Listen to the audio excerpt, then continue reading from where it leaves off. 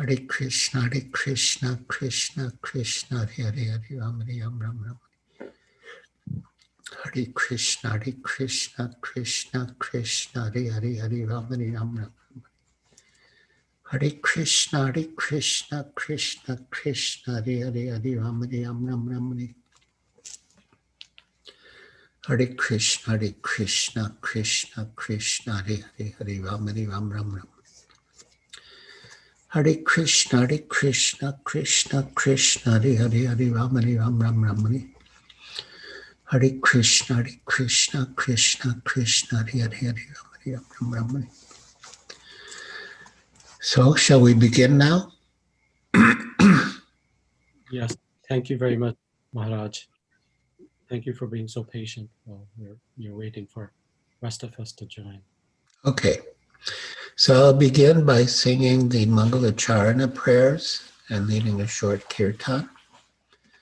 And then we will speak about the most momentous, significant, historic occasion of Srila Prabhupada's arrival in America. Maharaj, should the rest of us mute our audio at this point? Yes, yeah. At the end, we can have questions and comments, and then devotees can speak. So if everyone can keep their video on and audio off.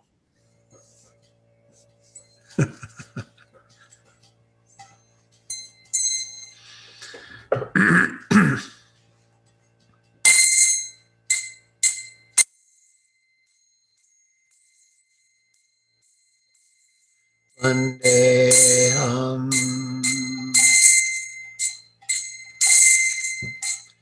Shri Guru Shri Yuta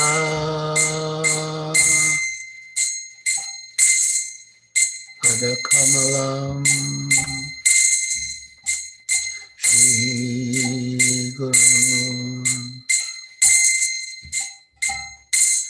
Vaishnavansha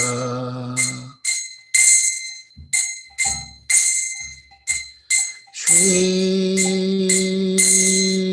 Rupa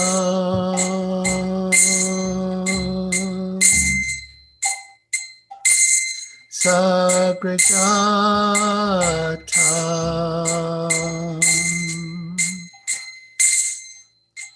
Sagana Raghunatam Vitam Stam Sajivam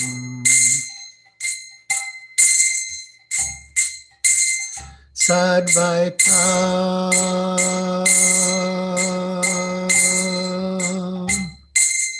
Savdutam Parijana Saitam Krishna Chaitanya Devam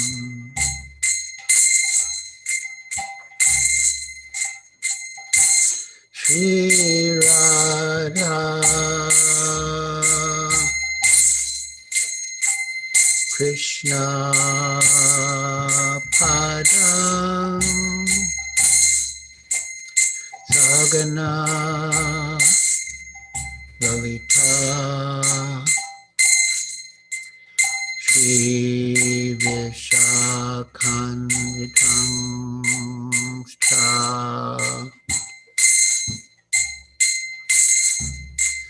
Namah Vishnu Padaya Krishna Prasthaya Bhutale Shrimate Bhakti Vedanta Swami Iti Namine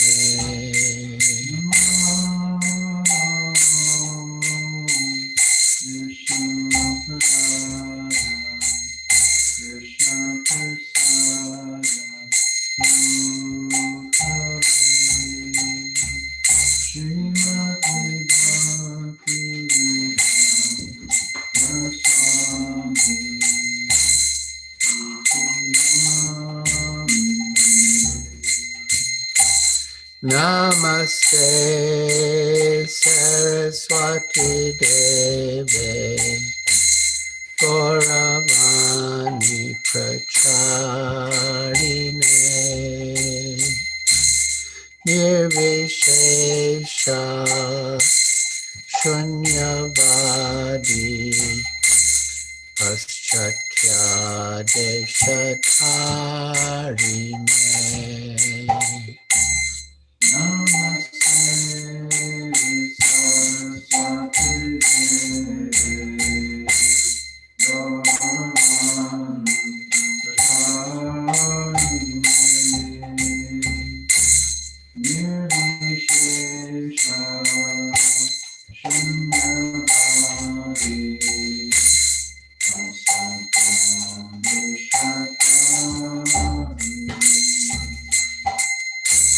Sri Krishna Chaitanya Prabhu Nityananda Shri Advaita Gadadhar Shivasadi Gaur Bhaktavinda Sri Krishna Chaitanya Prabhu Nityananda Shri Advaita Gadadhar Shivasari Sri Krishna Chaitanya Prabhu Nityananda Shri Advaita Gadadhar Shivasadi Gaur Bhaktavinda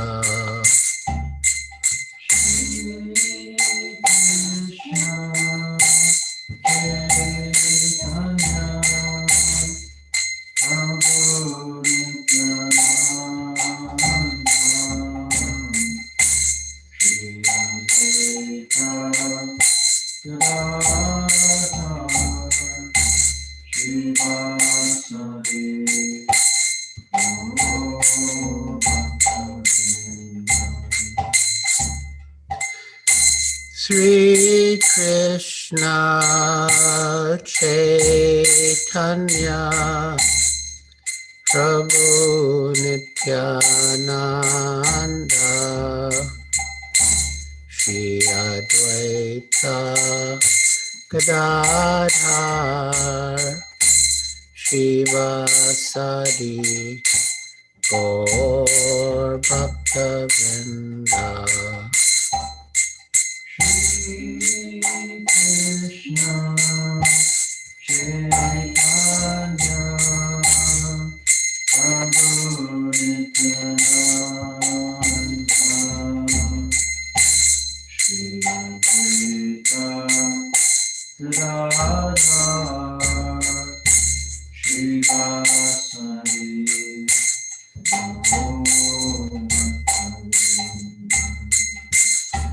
Hare Krishna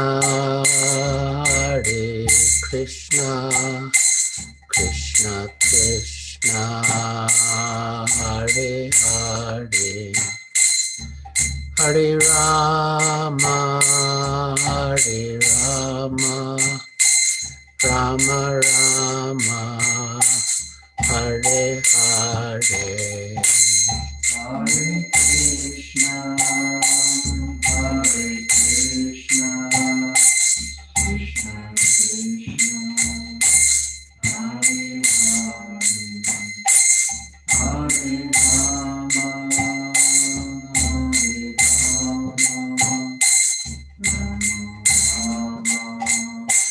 Hare Hare Hare Krishna, Hare Krishna, Krishna Krishna, Hare Hare, Hare Rama, Hare Rama, Rama Rama, Hare Hare.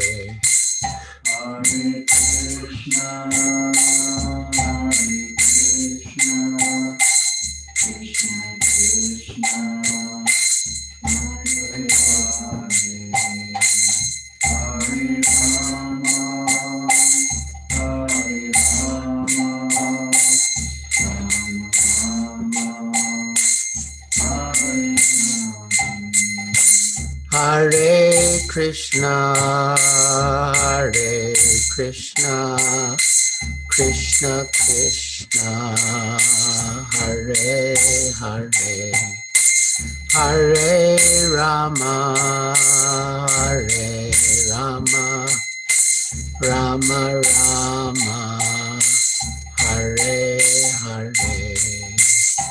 Hare Krishna, Hare Krishna, Krishna Krishna, Hare Hare, Hare Rama, Hare Rama, Rama Rama,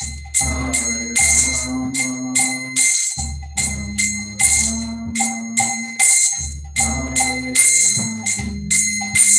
Hare Krishna, Hare Krishna, Krishna Krishna, Hare Hare, Hare Rama, Hare Rama, Rama Rama, Hare Hare Krishna, Hare Krishna, Krishna Krishna, Hare Hare, Hare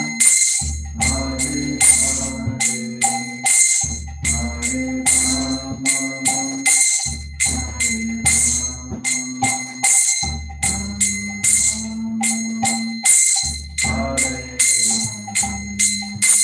Hare Krishna, Hare Krishna, Krishna Krishna, Hare Hare, Hare Rama, Hare Rama, Hare Krishna, Hare Krishna, Krishna Krishna, Hare Hare, Hare Rama, Hare Rama, Rama Rama, Hare Hare.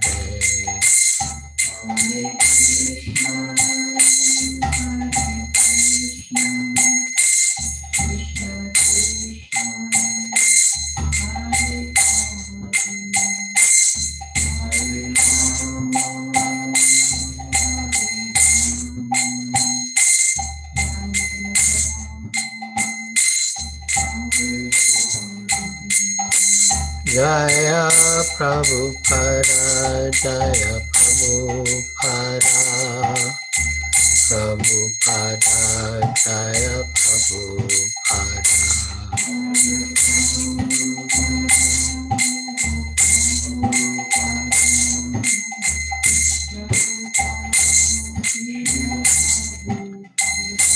Jaya Prabhupada, Jaya Prabhupada, Prabhupada, Srila Prabhupada.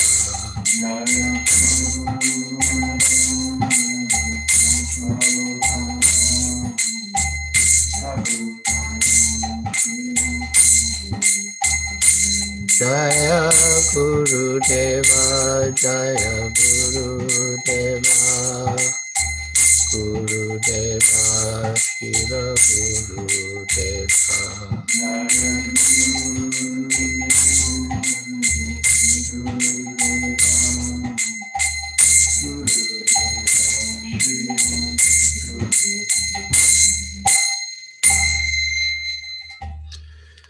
Jayam Vishnupad Paramahansa Pradipradakacharya Stotra Satra Sri Srimad Bhakti Vedanta Swami Prabhupada Ki Jai.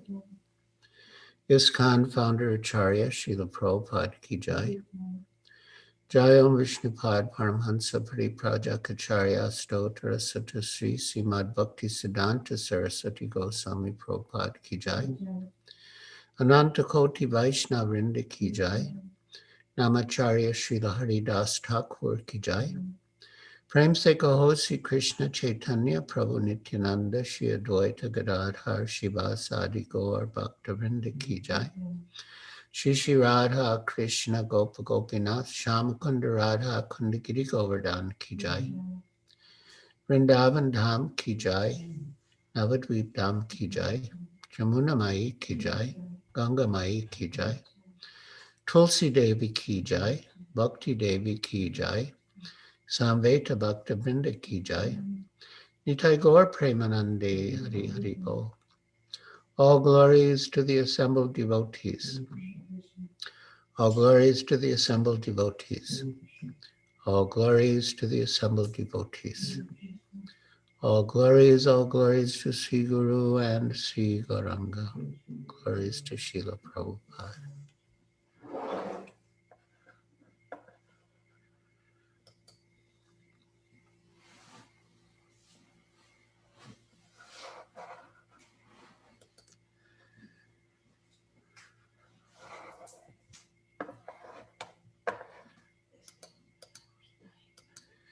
So I will begin by reading a couple of exchanges with Srila Prabhupada about his coming to America. Once Srila Prabhupada was asked, "Your god brothers who came to the West went to England and Germany. Why did you choose to come to America?" And he replied, "They went and came back to India without accomplishing anything. So I thought, if I'm going to fail, at least let me fail in a different place." And on a morning walk in Los Angeles, a disciple said to Prabhupada, "When you came to the Western world, no one anywhere believed that it would be successful. But actually, it has become very successful by preaching. I myself did not believe I shall be successful," Prabhupada replied. "What to speak of others? But because I did it in the proper line, so it has become successful." So I'll read a little from Srila Prabhupada Lilamrita to give the background leading up to Srila Prabhupada's arrival.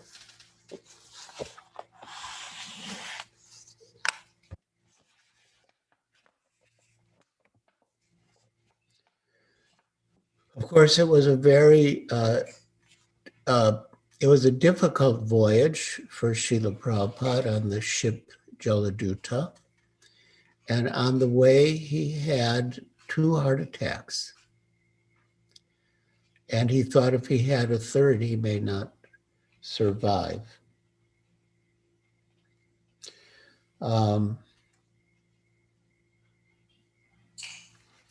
But yeah, he kept his diary,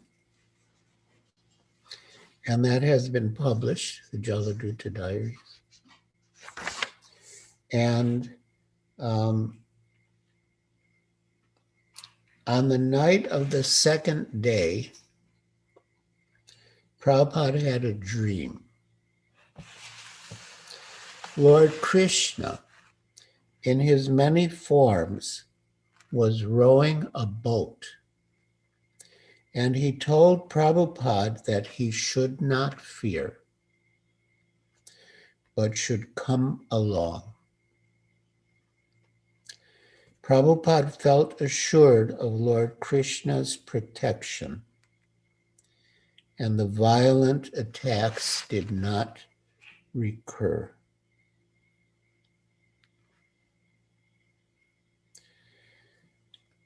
On Thursday, September 9th, Srila Prabhupada wrote in his diary,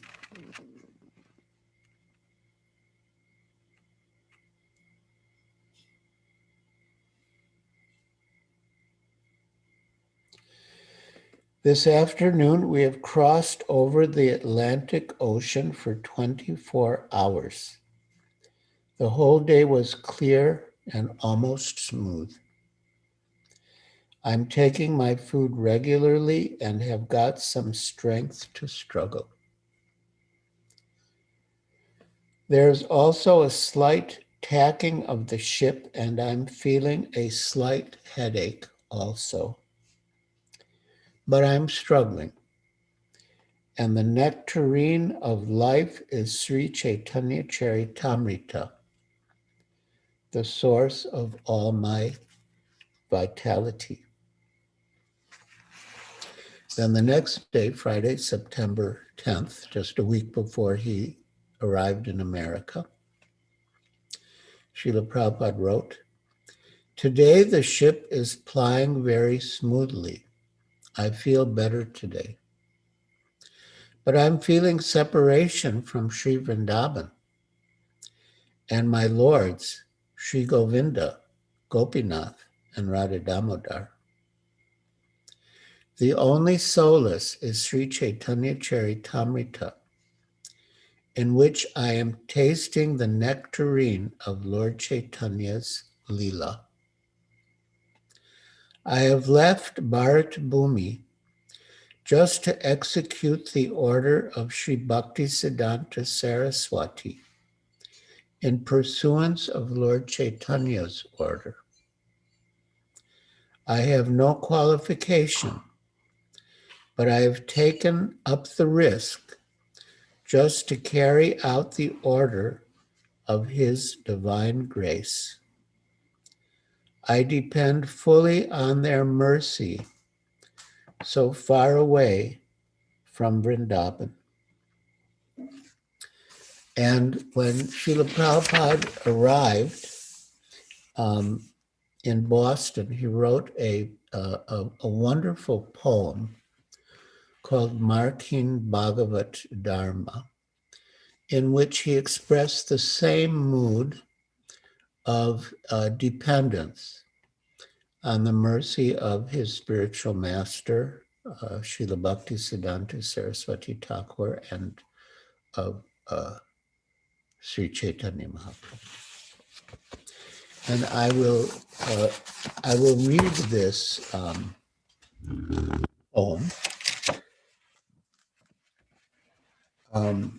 For the sake of time, I won't read the Bengali, although it is a poem. Every stanza rhymes. Or maybe I'll read the first one, just to give you an idea. So it was written at Boston Harbor, September 18th, 1965.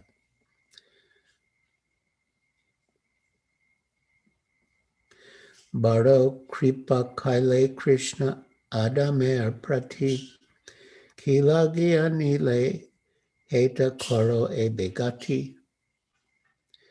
My dear Lord Krishna, you are so kind upon this useless soul, but I do not know why you have brought me here. You can do whatever you like with me. So in Srila Prabhupada's humility, he refers to himself as a useless soul.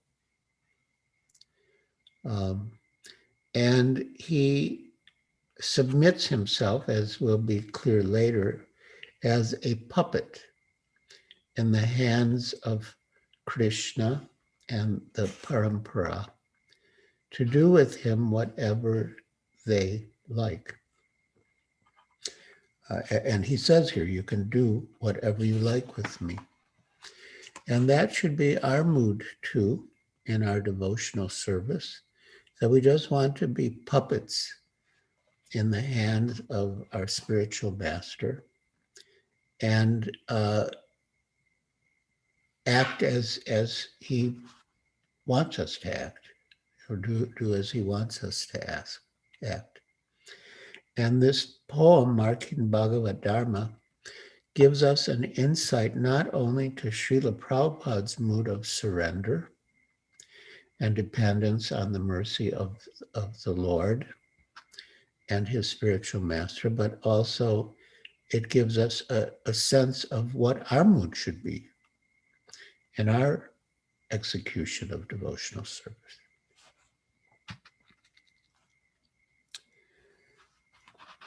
Text 2.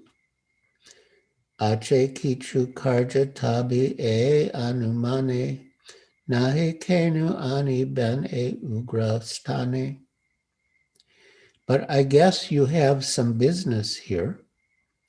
Otherwise, why would you bring me to this terrible place? So it's interesting that Srila Prabhupada called America a terrible place, Ugrastane, because most people in India want to come to America. They think America is the promised land where all their desires will be fulfilled and all their aspirations will be met. But Srila Prabhupada is not seeing America as in that way as the promised land, the land of the free and the home of the brave, but he's seeing it as a terrible place, Ugrastani. Rajastamo gune era sabai achana Vasudev kata ruchi nahe se prasana. Most of the population here is covered by the material modes of ignorance and passion.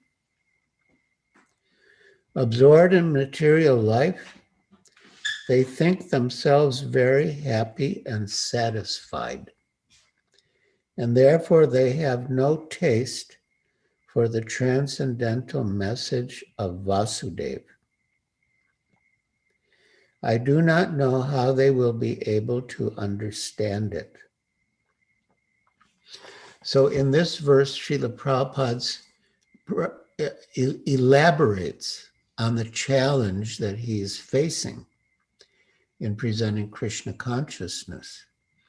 And that is that most of the population are covered by the modes of ignorance and passion. And to appreciate Krishna consciousness or Krishna kata, one should be in the mode of goodness, or at least have some good amount of the influence of goodness.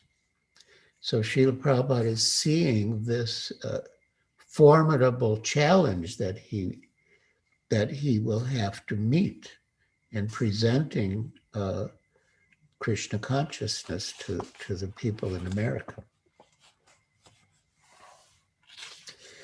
Tabe jadi taba kripa hoy ahai tuti sakal isambhava hoy tume se kotuki.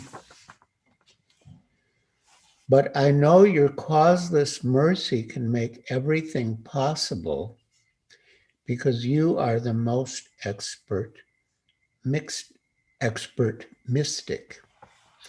So again, Srila Prabhupada is presenting his incapability, but his hope that Krishna will make the impossible possible, because Krishna is the most expert mystic. Mystic yogis, and it said in the Bhagavad Gita about Krishna, Yatra Yogeshwara Krishna, that he's the most expert mystic, so he can work miracles. And he did through Srila Prabhupada.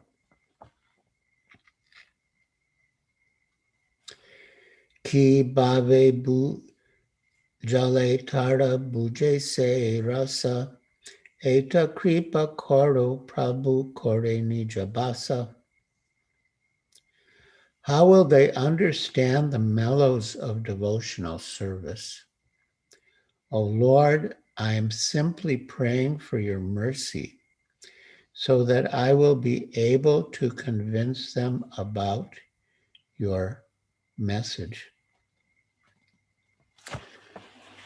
So Srila Prabhupada is exhibiting that mood of helpless dependence on the mercy of the Lord. And that should be our mood when we preach, that we pray for the Lord's mercy to make our words suitable for the audience. And we also pray for the Lord's mercy in the hearts of the audience to make them receptive to the message. When I would distribute books, I would always be praying, both to say the right words, to influence the person to take the books, and also to the Lord in the heart of the person who I was approaching, to inspire them, to take the book and do some service, give some donation for the book or magazine.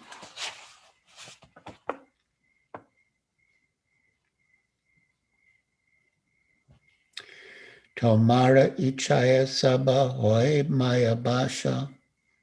Tomara ichaya nasha mayar parasha.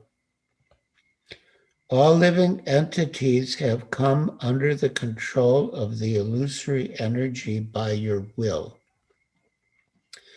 And therefore, if you like, by your will, they can be released from the clutches of illusion.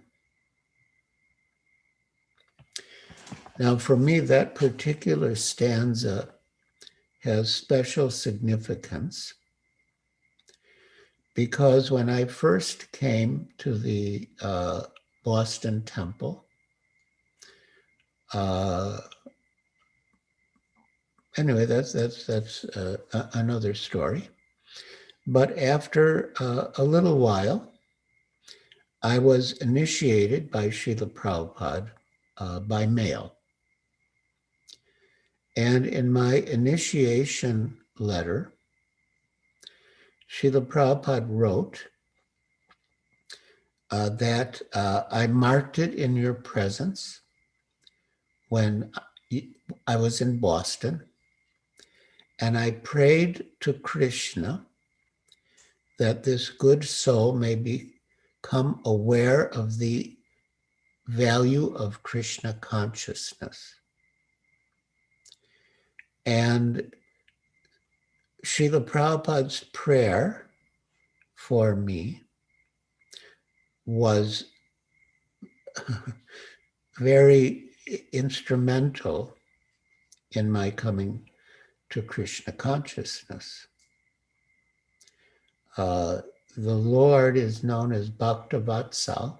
He's very affectionate to his devotees. And if a devotee, especially pure devotee like Srila Prabhupada, prays to the Lord will accept the devotee's prayer. And out of his causeless mercy, Srila Prabhupada prayed to Krishna to make this good soul aware of the value of Krishna consciousness. So the prayer of the devotee to the Lord for the sake of a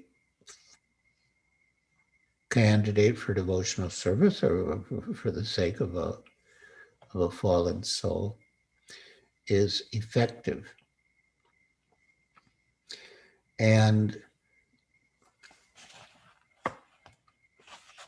so here, so Srila Prabhupada is saying, all living entities have come under the control of the illusory energy by your will. And therefore, if you like, by your will, they can also be released from the clutches of illusion.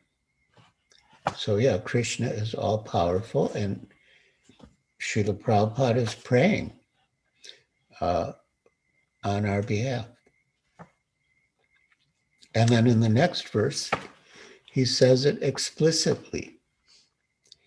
Taba icha hoy jadi tadera udar bujibe nishchai tabe kata se tumar. I wish that you may deliver them. Therefore, if you so desire their deliverance, then only will they be able to understand your message. So yeah, it reminds me of Srila Prabhupada's prayer for me. But Srila Prabhupada is so magnanimous, he was praying for everyone in America. And of course, that is extended to everyone everywhere. But specifically, he's praying for us fallen souls in America.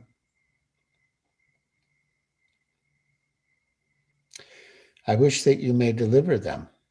Therefore, if you so desire their deliverance, which of course the Lord does, then only will they be able to understand your message. Bhagavatar kata te taba avatara dirahaye sune jadi kane barabara. The words of Srimad Bhagavatam are your incarnation. This is very important. In these last days, we've had the opportunity to speak about Srimad Bhagavatam. And yes, Srimad Bhagavatam is Krishna himself. It's an incarnation of Krishna. And if a sober person repeatedly receives it with submissive oral reception, so these are the qualifications for understanding the message of Srimad Bhagavatam: to be sober, not intoxicated by one's own greatness and or by the prospect of enjoying in the material world.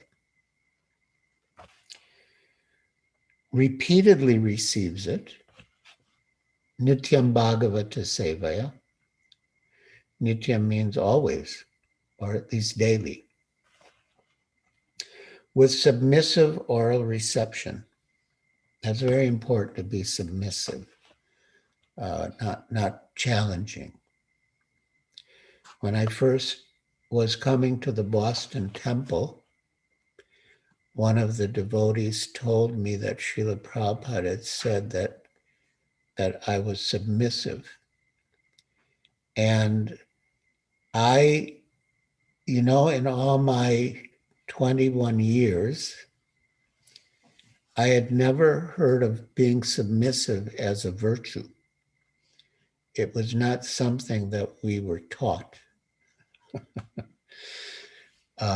So when Srila Prabhupada said, like he was appreciating me that I'm submissive, I thought, oh, that's odd. I thought that was odd. He was appreciating me for being submissive. But here he's saying, the words of Srimad Bhagavatam are your incarnation. And if a sober person repeatedly receives it with submissive oral reception, then he will be able to understand your message. And then in his poem, Srila Prabhupada quotes 4 verses, very important verses from Srimad Bhagavatam. And since we're reading the poem, I will read those verses. Yes. Shinvata Swakata Krishna Punya Shravana Kirtana Hridyantasto Hyabadrani Vidunoti Surit Satam. I'll just comment a little.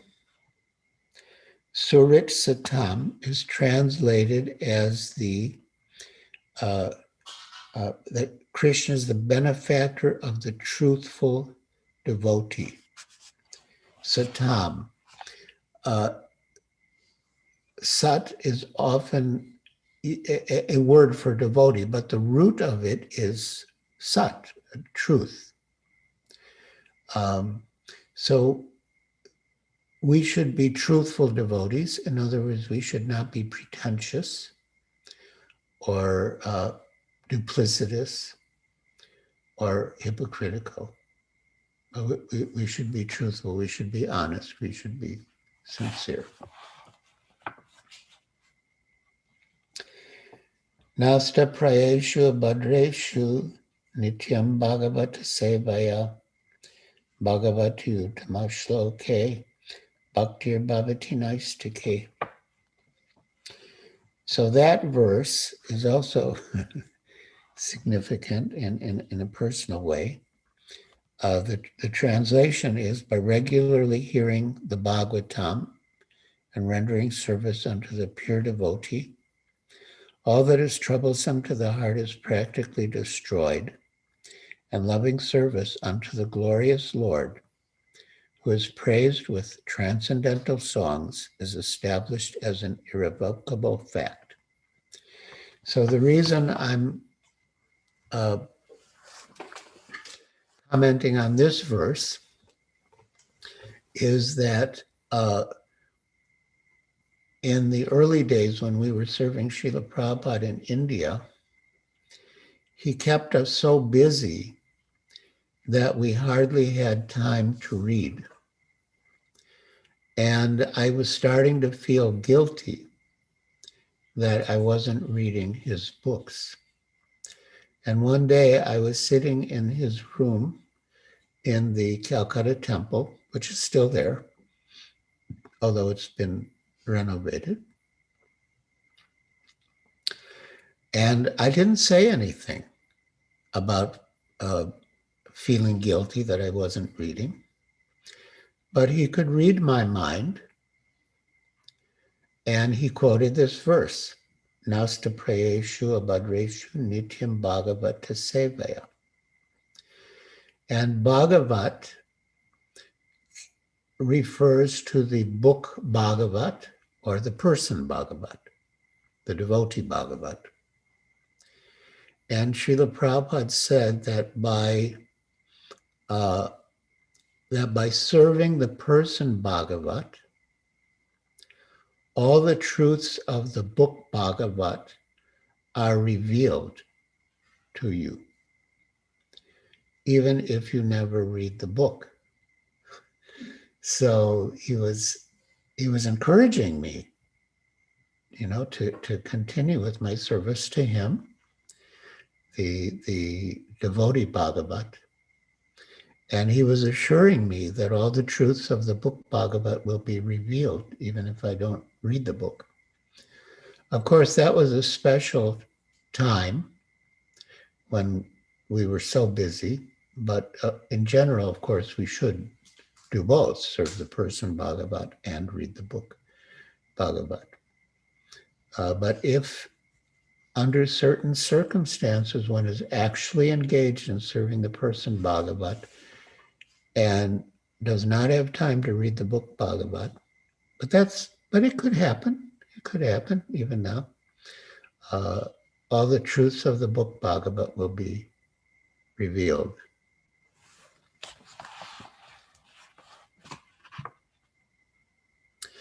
Tadarajas tamo bhava kamalo badayas chaye cheta eter anavidam stitam sattve prasidati evam prasanna manaso bhagavad bhakti yogataha bhagavad tatya vijnanam mukta sangasya jayate hridye, I said it right. It reminds me of Ritatvaja Swami's joke. He said, I only made one mistake in my whole life. Once I thought I was wrong and I actually was right.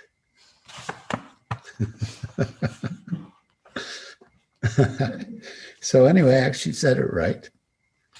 So,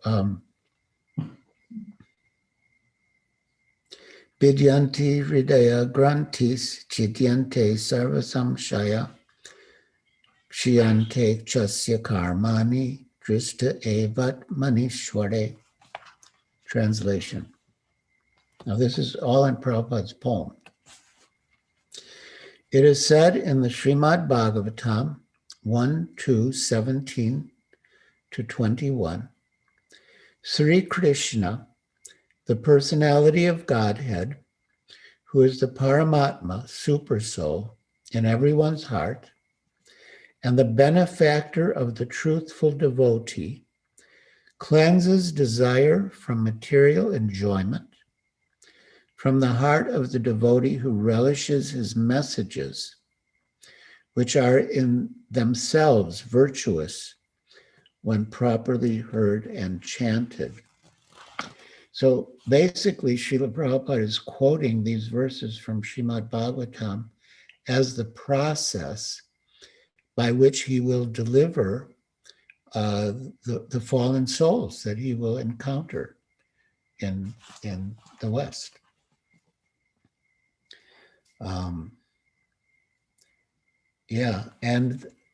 And so this cleansing of the heart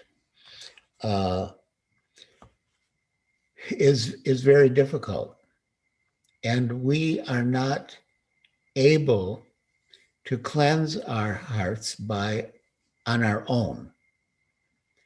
So Krishna enters the heart in the form of transcendental sound, as Srimad Bhagavatam, and that sound vibration is purifying. But more than that, Krishna, as the super soul in the heart, will also cleanse the heart of desires for material enjoyment. So we're really, quite helpless on our own, but Krishna helps. All we have to do is lend submissive oral reception to his messages. And then he helps, both in the form of transcendental sound and as the Paramatma within the heart.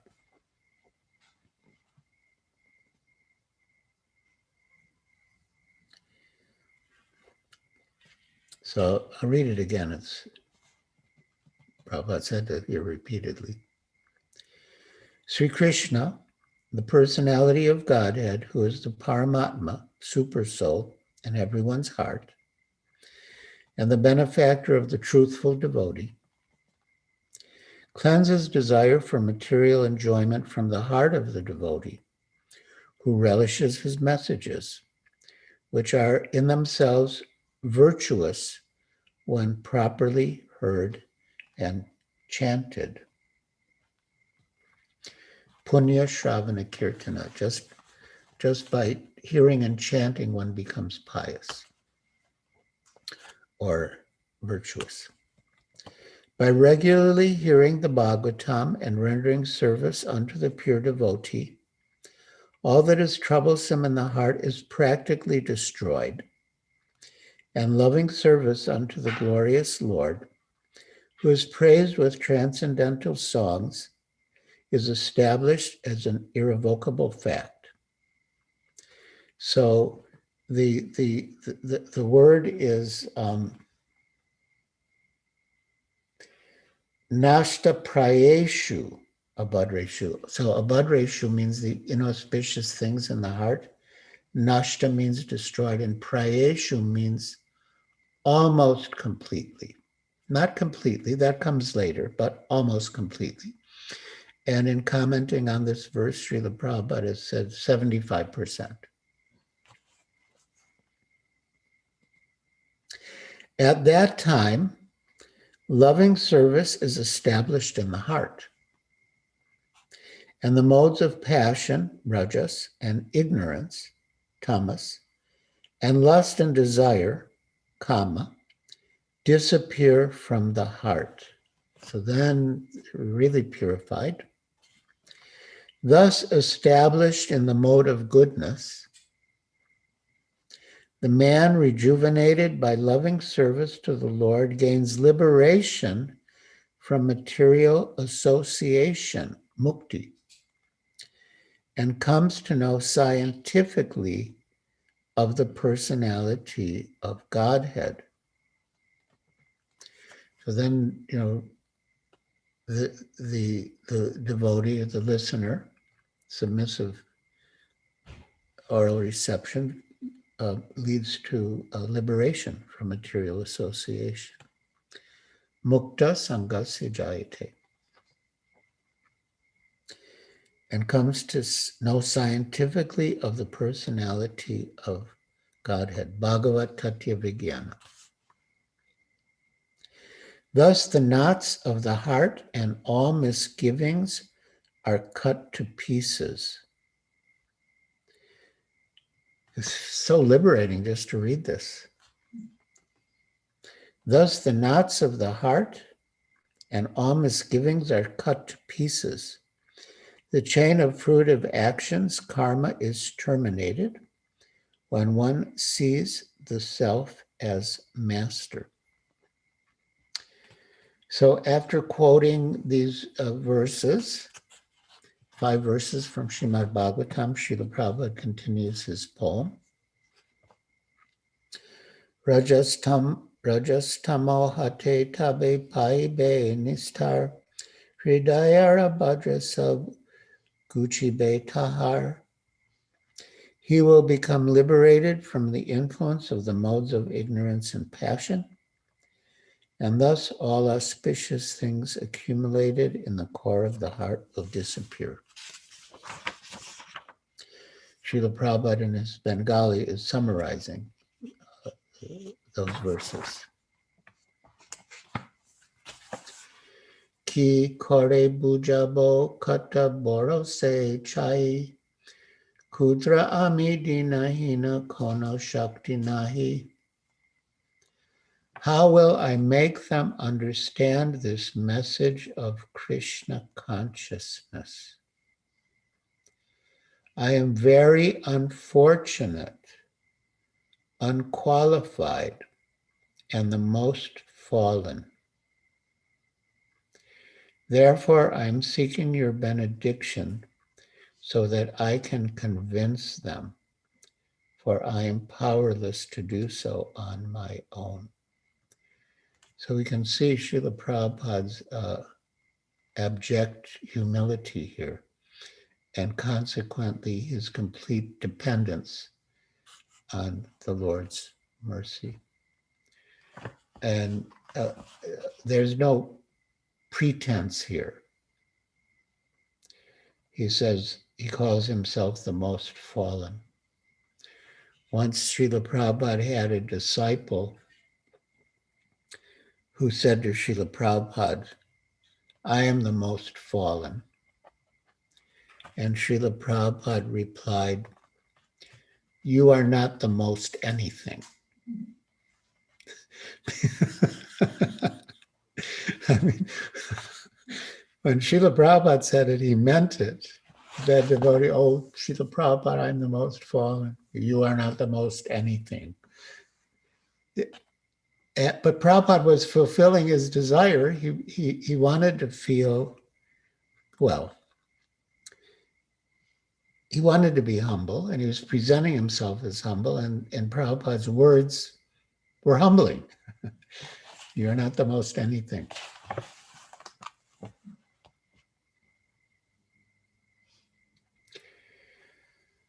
Atacha ene cho Prabhu kata bolibare, jai tomar icha Prabhu koro e bare.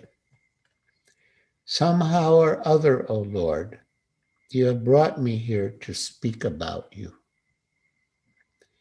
Now, my Lord, it is up to you to make me a success or failure as you like. So again, complete dependence on the Lord.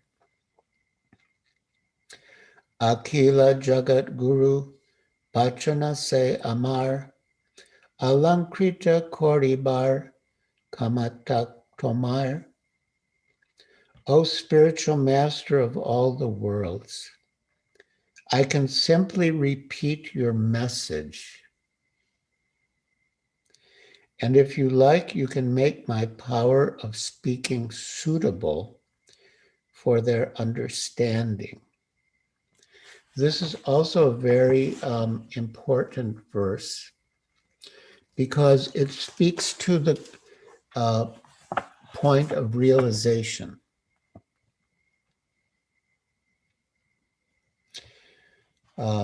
I can simply repeat your message. So we repeat. But at the same time, he's praying to the Lord to make his power of speaking suitable for his audience.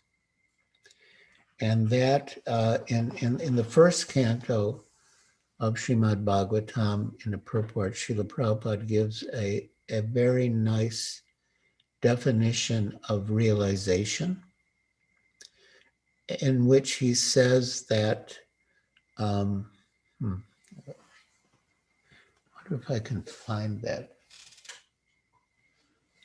Bhaktidas, can you hand me the first canto? Do you remember where that was? We went through this the other day. It's in the second chapter.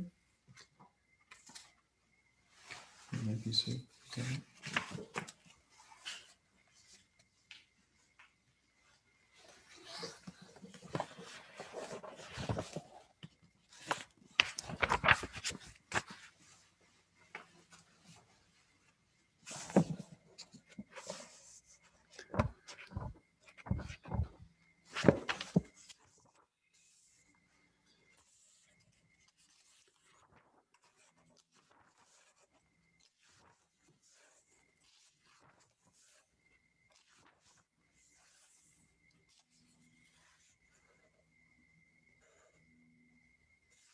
Yes, here it is. This is, Srila Prabhupada was indirectly alluding to this point about realization. So this is Srimad Bhagavatam, Canto 1, Chapter 4, the appearance of Sri Narada, text 1. Vyasuvacha iti bruvanam samstutya muninam dirgas satrinam ridicula pati sutam bhavricha sonako bravit. Translation. On hearing Shuta Goswami speak thus, Shonaka Muni, who was the elderly learned leader of all the rishis engaged in that prolonged sacrificial ceremony, congratulated Sutta Goswami by addressing him as follows. And then in the purport, Srila Prabhupada says, Shonaka Rishi congratulated Sutta Goswami when he expressed his desire to present Srimad Bhagavatam exactly as he heard it from Shukadeva Goswami, and also realized it personally. Personal realization does not mean that one should, out of vanity, attempt to show one's own learning by trying to surpass the previous acharya. He must have full confidence in the previous acharya. And at the same time, he must realize the subject matter so nicely that he can present the matter for the particular circumstances in a suitable manner. So this was Srila Prabhupada's prayer. The original purpose of the text must be maintained. No obscure meaning should be screwed out of it. Yet it should be presented in an interesting manner for the understanding of the audience. This is called realization. So now I come back to Srila Prabhupada's words here. It's exactly the same thing. Akila Jagat Guru Bachana Se Amar Alamkrita Koribar Kamata Tomar. O spiritual master of all the words, I can simply repeat your message. So that's there, the idea of just repeating. But more than that, also, so if you like, you can make my power of speaking suitable for their understanding. Taba kripa hale mor kata shuddha habe suneya sabara shoka dukkha jay kuchibe. Only by your causeless mercy will my words become pure. I am sure that when this transcendental message penetrates their hearts, they will certainly feel engladdened and thus become liberated from all unhappy conditions of life. And that's exactly what happened when Srila Prabhupada came, empowered by Krishna. We heard him and we appreciated what he said and we became happy. As Srila Prabhupada said, he was converting the hippies and making them into happies.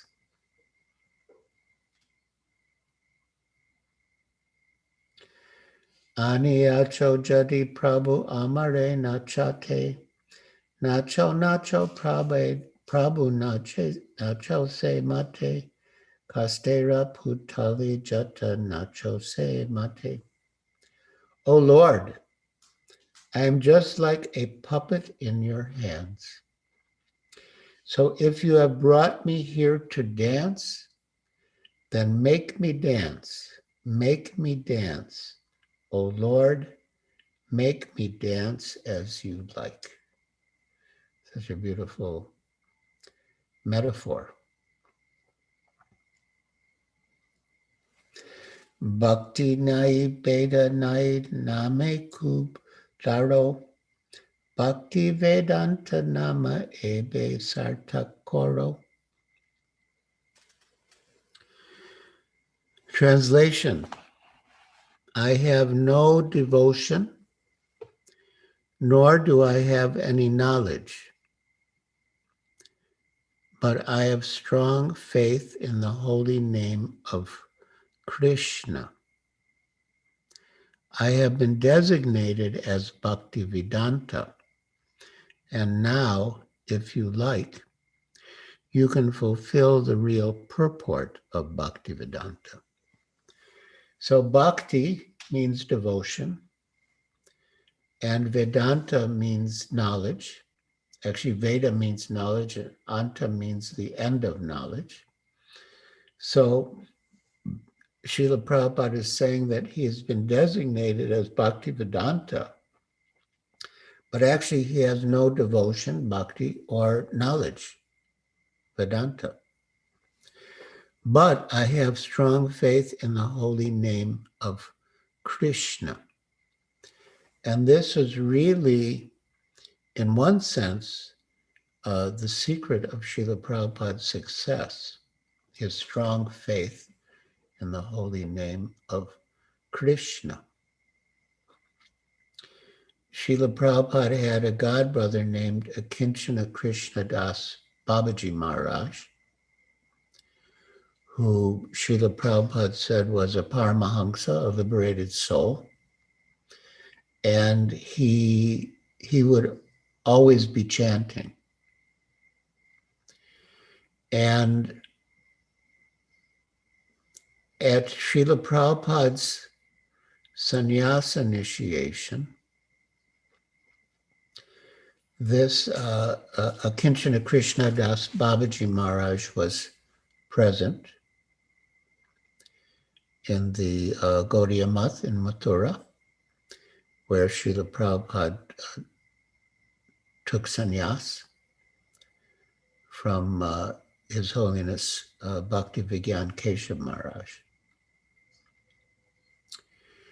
So during the ceremony, there was a break. And during that break, Akinchana Krishna Das Babaji Maharaj started chanting. And then when it was time for the mantras for the ceremony to begin again, the priest, not Keshav Maharaj, but his disciple who was doing the fire ceremony, motioned to Babaji Maharaj to stop chanting.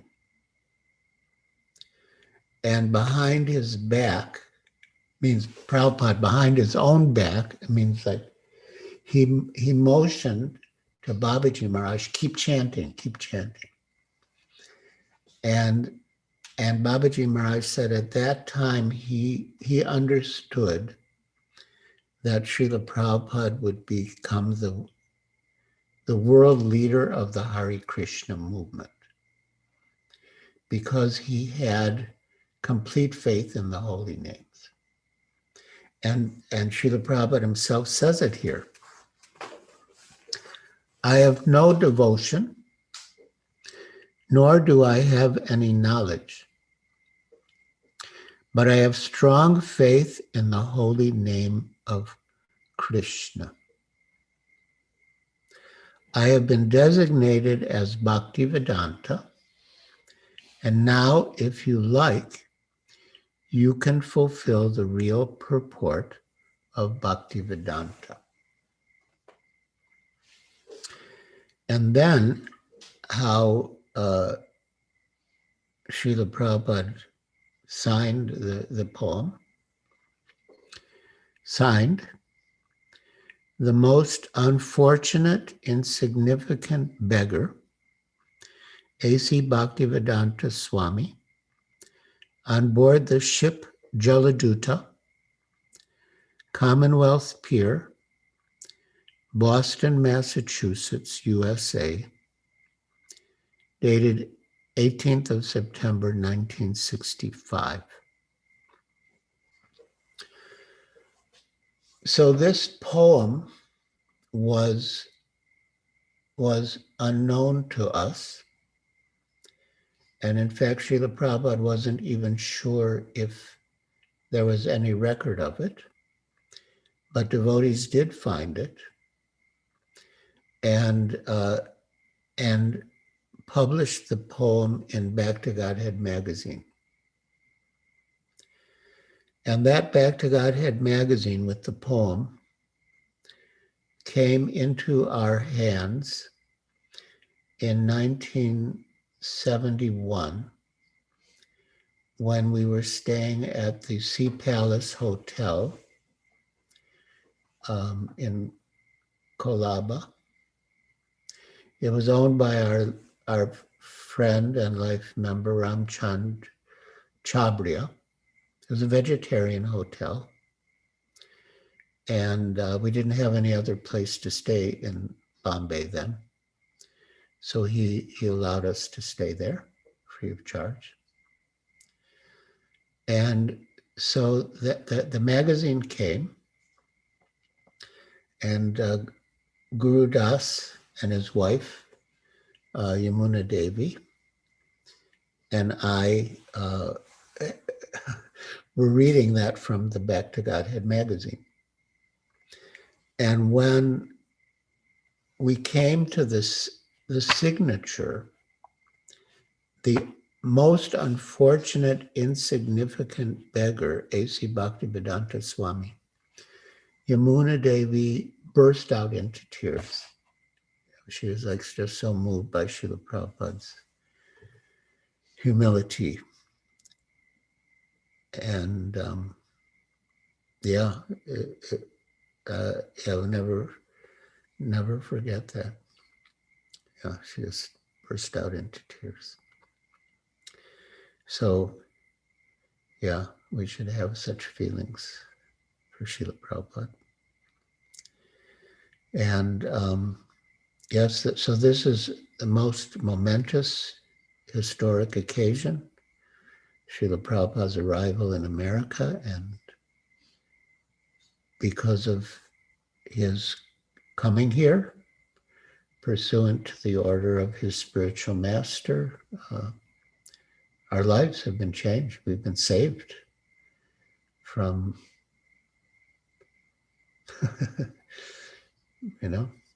nature's modes of passion and ignorance, and all the other things that Srila Prabhupada described about the population that he was preparing to encounter.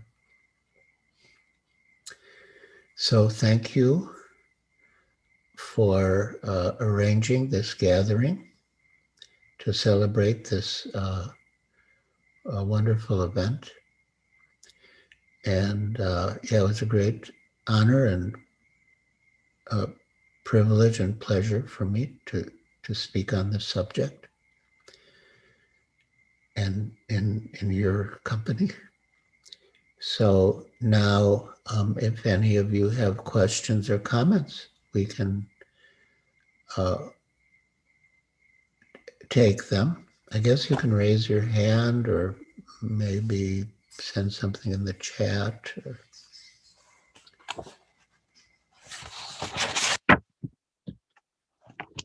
Thank you very much, Maharaj, for taking your valuable time to do this most wonderful service and explain to us the heart of Srila Prabhupada through your tremendous love for his divine grace.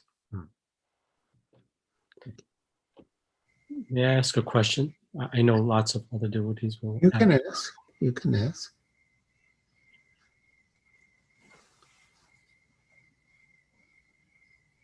What do you think inspired Srila Prabhupada to write such a poem? Most of us, when we land in another place, first thing we're thinking is, thank God we're out of this airplane or this boat. Yes, that's a very good question. Yes, Srila Prabhupada was very sober and deliberate and feeling very helpless and dependent on the mercy of the Lord and his spiritual master. So it's true. I never thought of it in that way, but it's true that usually after a journey, we can't wait to get off the boat or out of the airplane. But yeah, I guess it was Srila Prabhupada's humility, feeling meek and humble, that he wrote this. Yeah, he wasn't. I mean, he said it was a terrible place, so maybe that was part of it. He wasn't in a hurry to get into the terrible place, but yeah, it was really I mean, it's such a gift to us that we have this poem. In which he expresses his mood of surrender. Just a puppet in your hands. Make me dance, oh Lord, make me dance as you like. It's so interesting that he says, "But I don't know why you brought me here." And I think I've heard another lecture you gave on Martin Herbert Dunn that he made such intense effort to come here. Oh yeah. Yes. Felt appreciated. Yes. Yes, he did. Thank you so much. Would others like to ask questions? Appreciation. Siddhi Lalasa has raised her hand. And Nitai, who's next to Nitai? It's a little blurry. Hare Krishna Maharaj, it's Jagadananda Prabhu. Oh, Jagadananda Prabhu. From Okay, the- we'll take from you and then Siddhi Lalasa. Maharaj, please accept my humble obeisances and thank you so much for your wonderful talks on Srila Prabhupada this evening. Yeah, nice to see you. Really nice to see you, Maharaj. Really nice to hear your glorification of Srila Prabhupada. Maharaj, it seems that in this day and age, sometimes we hear discussion lately of Srila Prabhupada's maybe things he may have said in a purport regarding, society, maybe genders, this, that, and the other. It seems sometimes we're hearing maybe devotees say that maybe it's dated according to Prabhupada's era, when he was born, grew up, or maybe that's from another age. Now we're living in a. Could you please help to affirm my faith that everything that Srila Prabhupada mentioning is completely applicable also in this day and age right now. Yes, it is. I mean, the science of Bhakti Yoga, Srimad Bhagavatam, are eternal. And Srimad Bhagavatam also has information and gives direction about what we might consider material things. And I've discussed this with learned God brothers, His Holiness Naranjan Swami, His Holiness Devamrita Swami. And they are very reluctant to discount or minimize anything that Srila Prabhupada said. And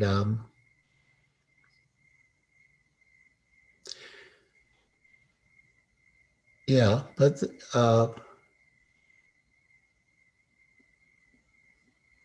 yeah, I mean, but Srila Prabhupada was also flexible. And I mean, what I'm going to say may not seem that relevant, but Also, not being really specific, I'm being a little bit vague, but I think you understand. yeah, but this is in relation, in a way, to his being, I don't know to say conditioned, but from a certain background. So one of our friends and life members in Bombay, Sadaji Whitlaw, he did a lot of service. He said to Srila Prabhupada, Srila Prabhupada, you pronounce Sanskrit with a Bengali accent. And Srila Prabhupada replied, well, what do you expect? I'm Bengali.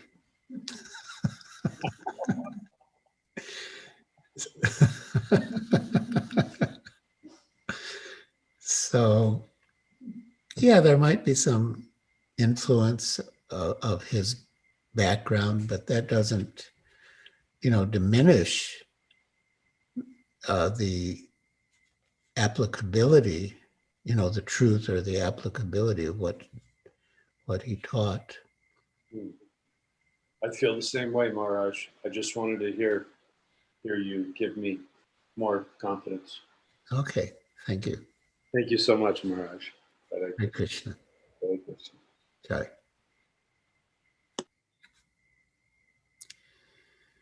So, Siddhi Lalasa, did you want to say something?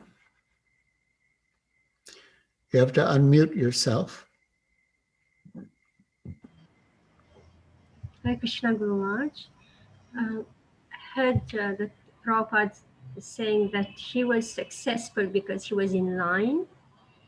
So does that mean that being in line with the disciplic succession? And my question is that why not his god brothers also in line? So what was the difference? Oh, well, the difference, I would say, and I'm not saying, I'm repeating again this Krishnadas Babaji Maharaj, because Srila Prabhupada had a god brother named Ban Maharaj.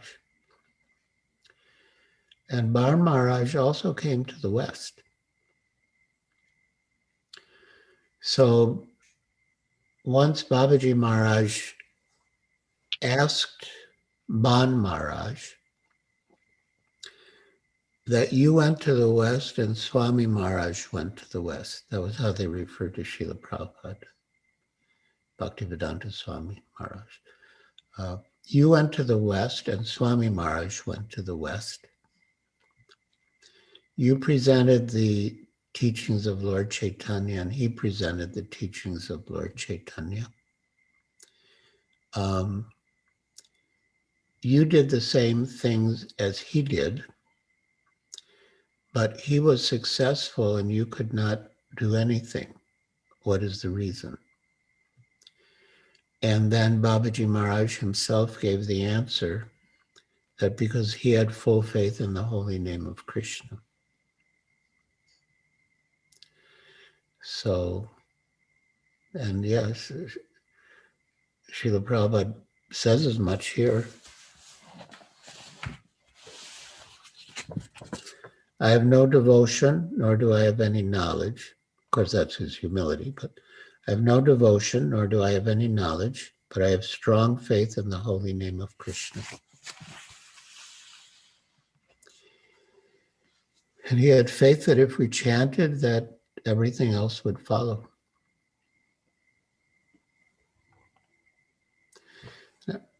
Okay? Yes. Vishwarup Prabhu. Hare Krishna Maharaj. Hare Krishna. Hare Krishna. Very enlivening and very nourishing discussion. Thank you. Yesterday we had a meeting with Radhanath Swami for Bhaktivedanta Hospital, and he said that on arrival in USA at Boston, Srila Prabhupada took help of somebody and ordered by a telegram, ordered Ayurvedic medicines from his son. Immediately got somebody and made a telegram and told his son Vrindavan Chandra Day to go to a specific shop and buy some specific Ayurvedic medicines and send him by courier, whatever, post that time. Wow. That's one information. And when you were reading Bengali, I was having a very funny feeling in the heart that Srila Prabhupada made all Americans read Bengali and understand Bengali and sing Bengali. Yeah. It's very amazing. Bengali is such a remote village language in India, and Prabhupada made it very public in America. Even till today, everybody is singing Bengali songs. Yeah. When you gave a testimony yourself about serving a person Bhagavad, all the truths and realizations to be derived from Bhagavad Purana are revealed in the heart of the person who is serving. So the proof is you, Maharaj. The very much proof is you, because you didn't go to so many holy places, but all the truths of the holy places and realizations are revealed in your heart by Srila Prabhupada's mercy. And I would go one step further. Srila Prabhupada established himself in your heart as a full, with his heart in your heart. so that you have all the choicest of realizations that needs to be derived. This is my humble opinion. And also I have a question for you. When did you first meet Prabhupada after he arrived in Boston?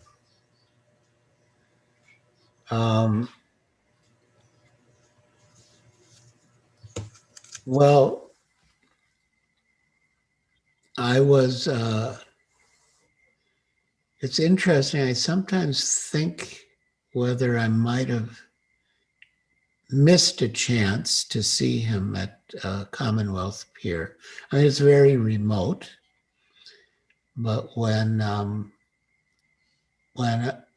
arrived in Boston to attend Brandeis University, as I guess sort of part of the orientation, the new students were given a chance to see some part of Boston.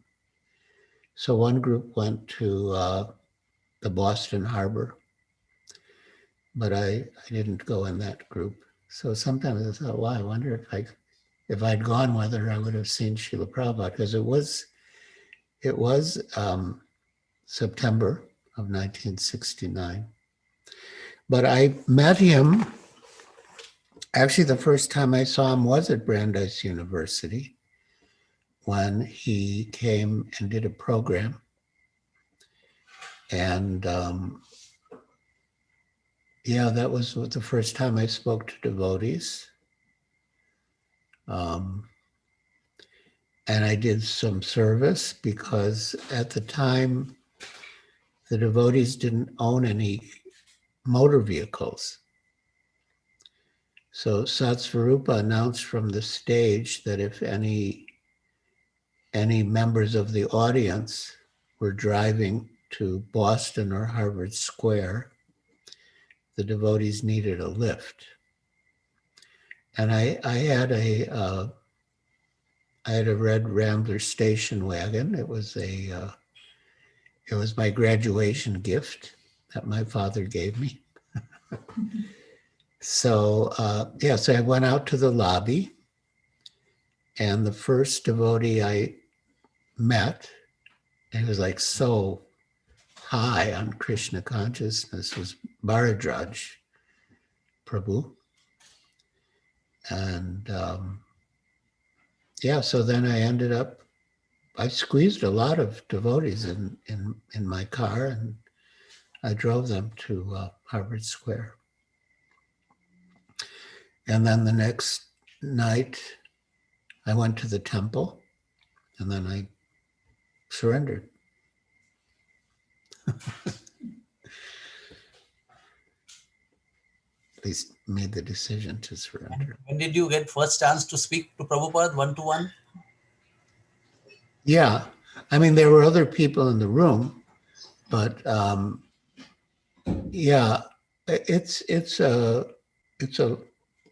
it's a long story. It's a good story. I think it would be too long to tell here and now, but I'll email it to you. But I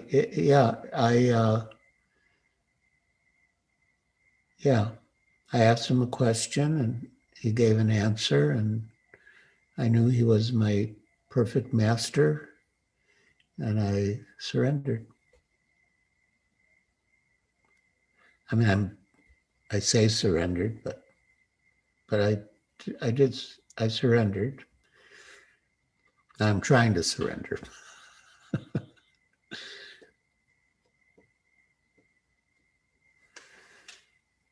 Thank you, Vishwarup Prabhu.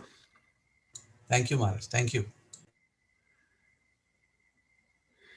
Any other questions or comments? Yes, Chandni Doshi, unmute yourself. Yes. Hare Krishna, Guru Maharaj. Please accept my humble obeisances. So actually, whenever I hear about Prabhupada's arrival in America, I always wonder that,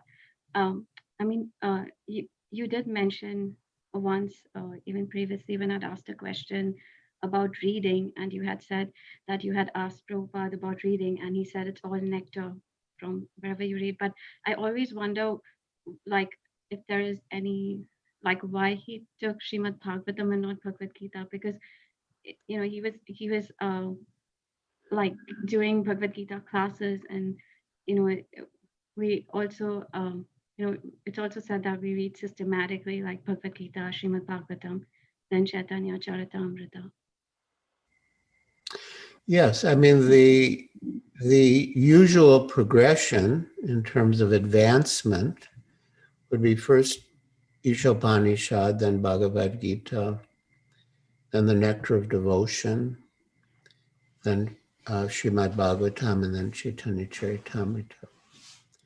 But it's also true when I asked Srila Prabhupada, he said, it's all nectar, and wherever you have taste, you can just read from there. The main thing is to read.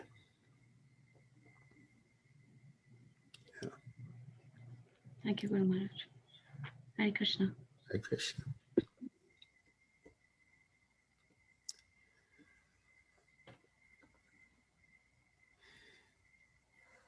Any other questions or comments?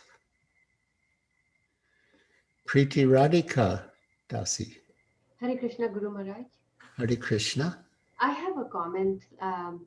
You mentioned, or Srila Prabhupada wrote that the emphasis on realization apart from just repeating the message.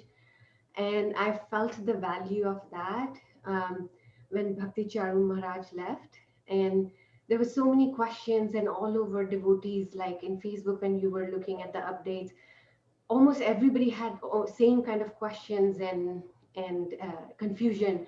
But when we heard Vaisheshika Prabhu and you and other senior disciples and god brothers of Srila Prabhupada, then we were like, the confusion just melted away, and the things that were said, they just acted as a balm. So, for example, Vaisheshika Prabhu said that one of the disciples said, I feel like an orphan, and he said that, oh, welcome to the club of orphans, we are orphans too, so let's get over this together. And then another thing he said is, Krishna is Satya Sankalpa, and his will shall be done, and he achieves many purposes with one action.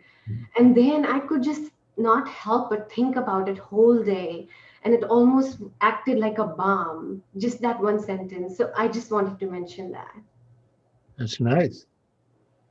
That's very nice.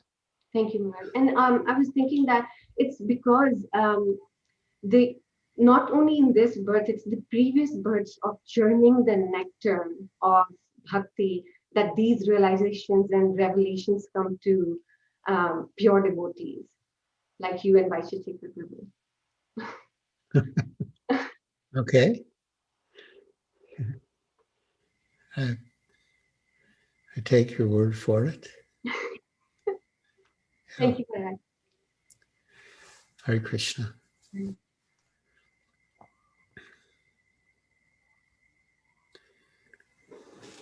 Paramakaruna, Prabhu,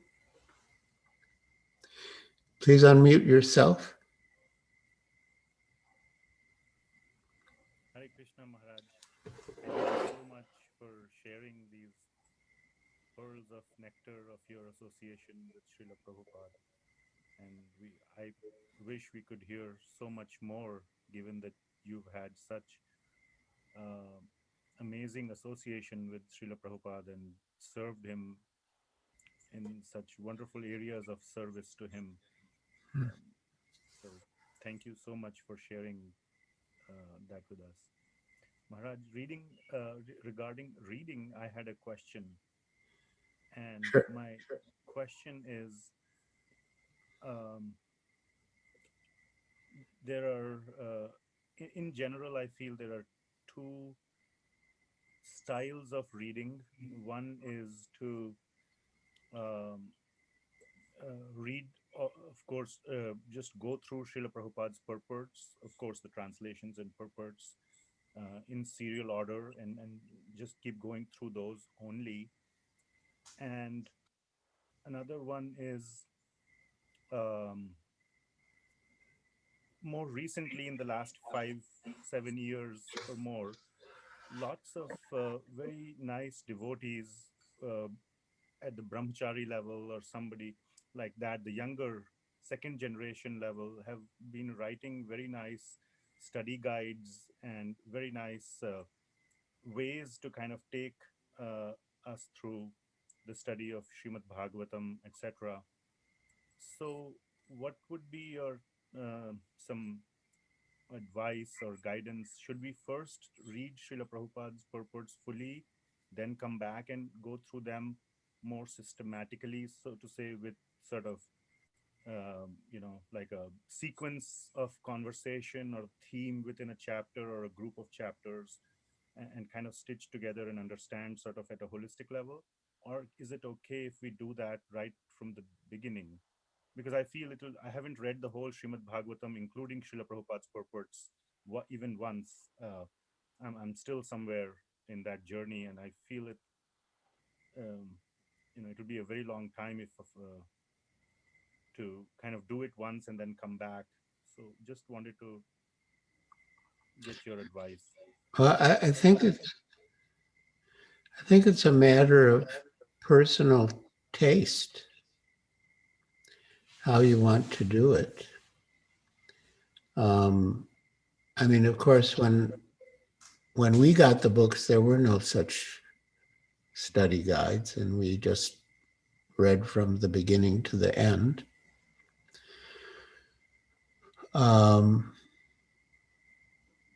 I don't think there's a right way or a wrong way to do it. I think you could try both and see what suits you, what you see, what benefits you more.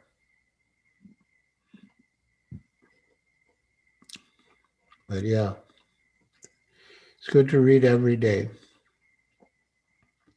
Thank you very much, Maharaj. Thank Okay. you. Maharaj, how can we kind of tune into your lectures more often? Like, this is being organized by ISKCON Portland, and I'm part of the ISKCON Portland congregation, so I got this. But I see a lot of other devotees have also joined who Yeah. are not from Portland. So is there like a Well, I have a mailing list, and then to the people on the mailing list, I send a list of my programs. And I also send spiritual messages. Like I sent one, a talk, a transcript of a talk that Sri Prahlada and I gave on Srila Prabhupada's arrival in America. So that went out today. So if you give me your email address, I can put you on the mailing list if you want. And then you'll get to know all my programs.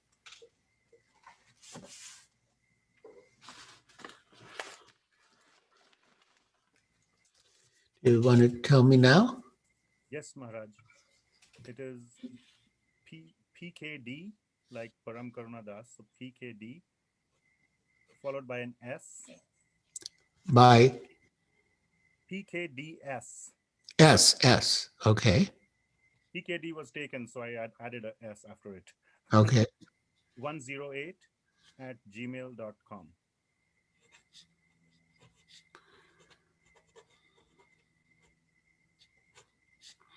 Okay, we'll add you to the list.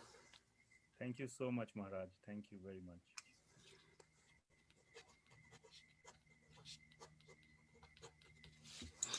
Hare Krishna. Maharaj, there are multiple chats asking you to add to their list. I don't know whether you're able to see it on your chat. Oh. Maharaj, me also Vishwarup Das.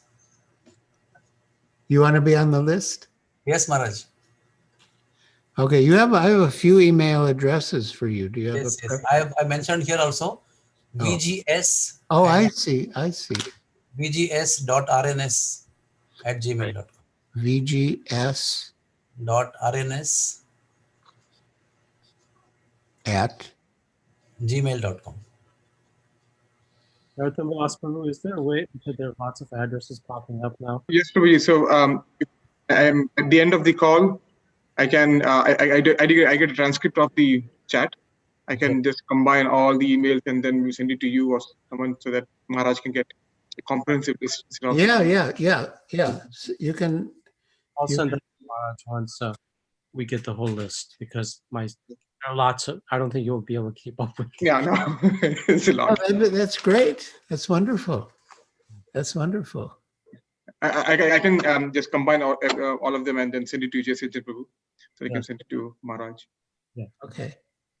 Thank you.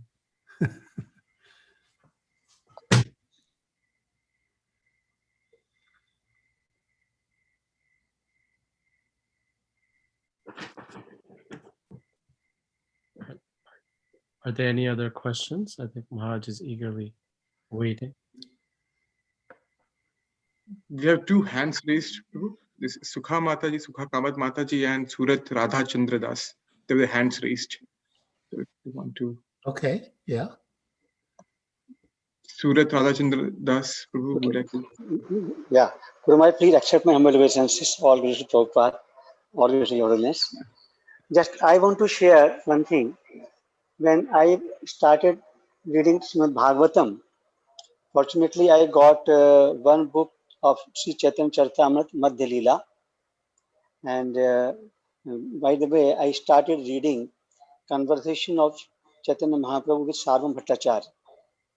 When I read that chapter in between, it increased my faith and interest in Prabhupada books very much. Although I was going gradually with Bhagavatam, so as you told, everywhere is nectar. So that is my own realization also, that although I didn't complete Bhagavatam by that time, but when I read Chaitanya Charitamrita, this portion, it increased a lot of faith and interest in reading Prabhupada books. It's just I want to share. Jai. Wonderful.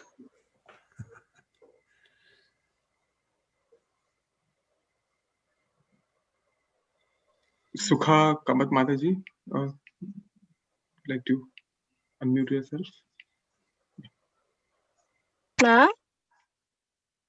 Hare Krishna. Hare Krishna. Guru Maharaj. Dandavat Pranam. Jai. Is it possible for you to put on your video, or you want to just keep it like this? I'm sorry because I'm a little bit in a little bit dim places. So Okay. I'm basically it's not really in a room. But I do like to ask Maharaj regarding Srila Prabhupada came to America. That was 1965, and that time was a Vietnam War and a lot of things going on. I wasn't here that time, so but I assuming that it was a lot of turbulence going on and a lot of war protesting going on regarding the Vietnam War. So what was so my question was that did Srila Prabhupada make any comment on what did he think about the war, or what he have heard about the war? Did he express anything regarding the war? I don't recall him saying anything specifically about the Vietnam War.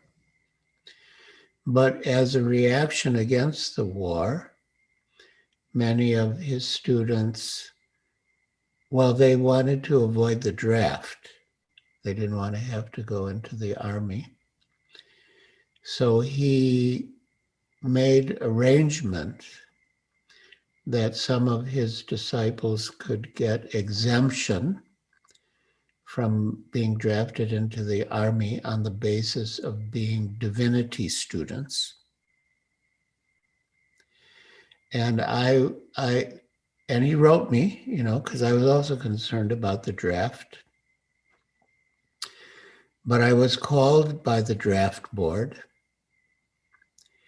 and I went in my full devotee attire, and I acted as crazy as I possibly could, but it didn't seem to bother them at all. And lo and behold, I got exempted because my eyesight was too bad. So Krishna, I guess you could say, arranged that I got exempted from going into the army, and I could stay with Srila Prabhupada and the devotees in the temple. Thank you, Maharaj. I do want to say one thing regarding the war. We've gone through a lot of experience with wartime, and I mean, it was difficult, as an immigrant coming to a new country, and we love our comfort zone back home, and we didn't expect that it's a long journey to come to America and start all over new life. But at this present moment, looking back, I believe it was Krishna arrangement that we didn't know. I mean, by meeting all the people from all over the world, different race, different background, different belief. And I make one comment that that we, a group of us, we were talking regarding, immigrant coming all over from the world. And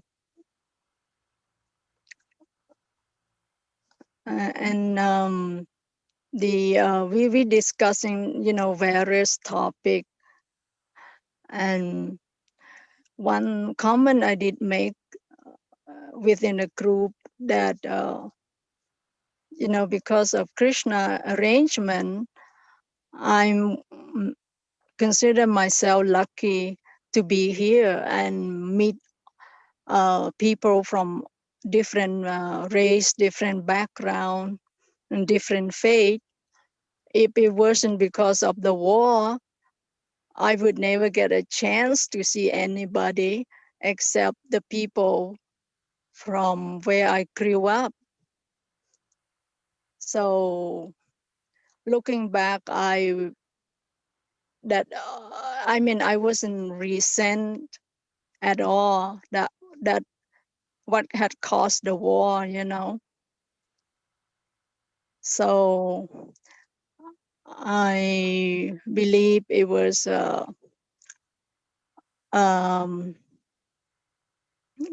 because of the war that started out and give me the opportunity to meet Krishna and get to know Krishna, which I didn't know before. So this is all I to express myself. Yeah, so the war was good for you. In a sense, yes, but at that moment, we didn't like it. We were like resent about it.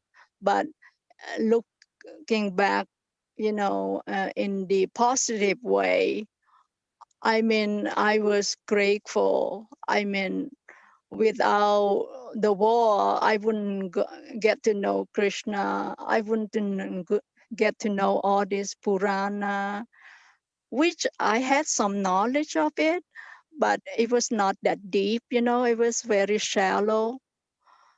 Yeah. And when I first came here, I was aware kind of the four regulative principle, but coming here is like this four regulative principle is the opposite, it going the opposite direction. So I thought, like, what is the use of this four regulative principle if everybody are doing it, you know? So, but then as I'm more like psychologically mature, emotionally mature, I realize this four regulative principle shapes lives, you know. Yeah. Yeah. Well, we're glad you're with us. Thank you. Hare Krishna. Hare Krishna. Oh, Hare Nitai and Jagadananda. Okay, Nitai.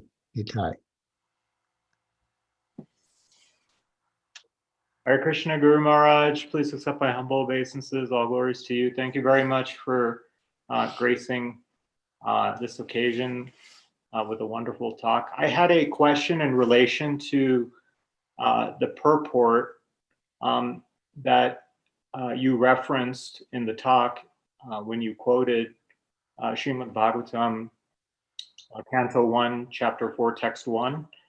In the purport in italics, it says that the first paragraph, it says that the original purpose of the text must be maintained.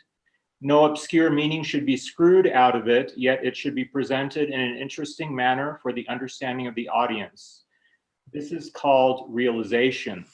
So my question is, we frequently hear that one should account for time, place, and circumstance. And how much latitude is there when we're trying to present Krishna consciousness for the benefit of others, while still maintaining integrity to the tradition, and at the same time trying to relate to the audience? So if you could please elaborate on that or elucidate, it'd be greatly appreciated, Maharaj. Yeah, we present the same message, but we may choose to emphasize certain things more than others according to the need of the audience. You know, when Sukha asked about the war, I did think of Srila Prabhupada because many of the young people then were in the mood of being pacifists. They didn't like the war in Vietnam. And of course, they didn't want to be drafted either, but they just didn't like the war in Vietnam. But when Srila Prabhupada was preaching the Bhagavad Gita, he was very clear that it was spoken on a battlefield and that Krishna was advising Arjuna to fight and that war can be justified. So he didn't, in that context, he didn't withhold information on the grounds that his audience might not like it. And another thing he didn't hold back on was the four regulative principles. Srila Prabhupada said that when he first came to America, because everyone pretty much indulges in those sinful activities. So Srila Prabhupada commented that when he first came to America, he thought that when people hear these four regulative principles, they would say, thank you very much, Swamiji, but you can get back on boat and go back home. But, you know, he was very clear about the 4 regulative principles. He didn't compromise. Of course, we don't always say that first. And the chanting itself is Cheto Darpana Marjanam. By chanting, we lose the taste for those sinful activities. But yeah, I guess that's where realization comes in, to judge what would be appropriate for the audience and what would be helpful for the audience.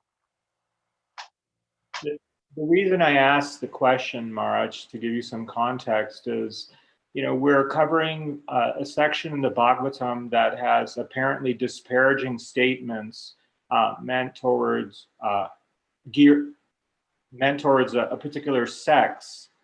For example, we're covering the Shiva and Sati pastime, and so the contention is that, you know, this is actually detracting people from coming to Krishna consciousness, these kinds of statements in the Bhagavatam. So to give you some background, so trying to stay faithful to Srila Prabhupada's books and his message, and yet also sensitive to you know, the world that we live in, and how to balance that tension. I mean, I'll never forget, I was with Yamuna Devi in Madras, and Srila Prabhupada said something about women being less intelligent or something like that. And Yamuna Devi came to me, she's like in so much ecstasy, like Prabhupada trusted her with this confidential knowledge. And I mean, Srila Prabhupada has so many lady disciples, they know what he said about women. And it reminds me of Govinda Dasi, Srila Prabhupada's very senior disciple. She asked Srila Prabhupada, is it true that it's hard for women to advance in spiritual life? And Srila Prabhupada replied, yes, if you think you're a woman, it is hard to advance in spiritual life.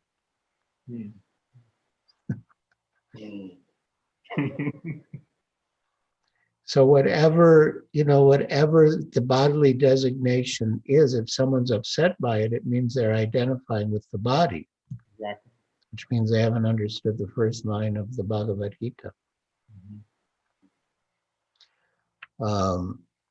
And yeah, His Holiness Bhakti Tirtha Swami, when he was Ghanshyam Das, he approached Srila Prabhupada and he said, you know, Srila Prabhupada, I don't like to say it, but there's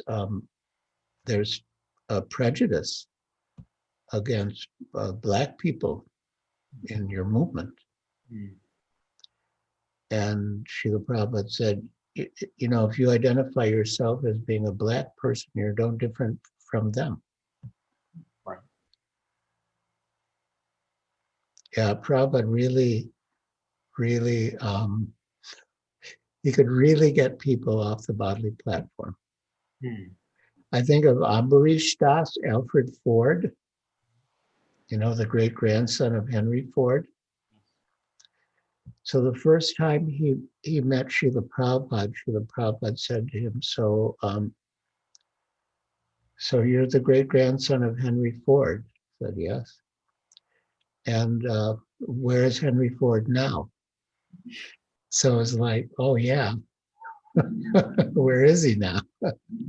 That identity of Henry Ford isn't eternal, you know, and obviously his identity as Alfred Ford isn't eternal.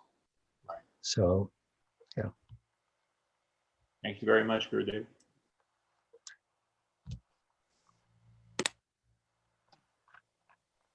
Mark, I think we have one more question. If you have time, please let us know. Okay. Okay. So it would be asking, let me just get the chat. Oh yeah, so it's by devotee saying Hare Krishna Maharaj, thank you so much for a wonderful class. My question Is the devotee on Zoom? Yeah, but I don't know would the devotee like to speak. Tulsi, would you like to activate your video? I think they were, yeah, there they are, Maharaj. Okay, that's better. Thank you for wonderful class. So question I had is like, you had a lots of association with His Divine Grace Srila Prabhupada. Did Prabhupada ever mention that he should have come to US early than what age he came? Sorry, can you repeat that? Is His Divine Grace Prabhupada ever to like have mentioned that he should have come earlier than what the age he came, like instead of 70, if he could have at 60 years of age, would have been benefited us more? Did he ever mention about it? Oh, I can say something about that. We have a devotee here named Rajani Priya. Her name before initiation was Rose Forecash. And in fact, on September 15th, she's going to be 100 years old. So Rose Forecash then, she attended one of Srila Prabhupada's lectures in New Dwarka. What it was is Rose's daughter, anyway, Rose's daughter got a Back to Godhead magazine in Santa Barbara. And she told her mother, you know, that, Mom, this is what I've been looking for all along. And she saw the address of the Los Angeles temple, and she said, I'm going to the Los Angeles temple. So then Rose and her husband, they went down maybe the next weekend, you know, to see what it was. And then eventually Rose met Srila Prabhupada. He gave a talk. And Rose asked Srila Prabhupada that, you know, if what you have is so valuable, why didn't you come earlier to give it to us? And Srila Prabhupada replied, because you weren't ready. So that's about all I can say on that subject with authority. Yes, Vishwarup Prabhu. Maharaj, this Mother Rose, we Yeah. met her in 2007 when we came to USA. When we came to meet you, we met her, Yeah. and she was 87 that time, and she has a blue dot on her forehead. Oh yeah. Because Srila Prabhupada put tilak for them, and then she went to wash at home, and it didn't get, I mean, tilak got washed, but that blue thing remained, and she was wondering, what is that blue dot? So Prabhupada said, that is Krishna embedded on your forehead. I have a picture of her forehead with that blue dot. Beautiful. Wonderful. Mother Rose, very, very unique personality, very wonderful personality. Yeah. Very Krishna. I'm happy to learn that she's still there, Yeah. completing 100 years. Amazing, Yes. amazing. Yeah. Amazing.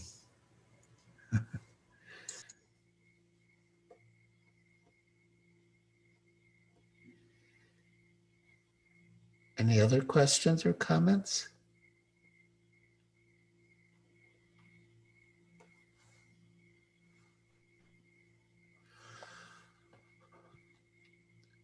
All right, so if we're finished,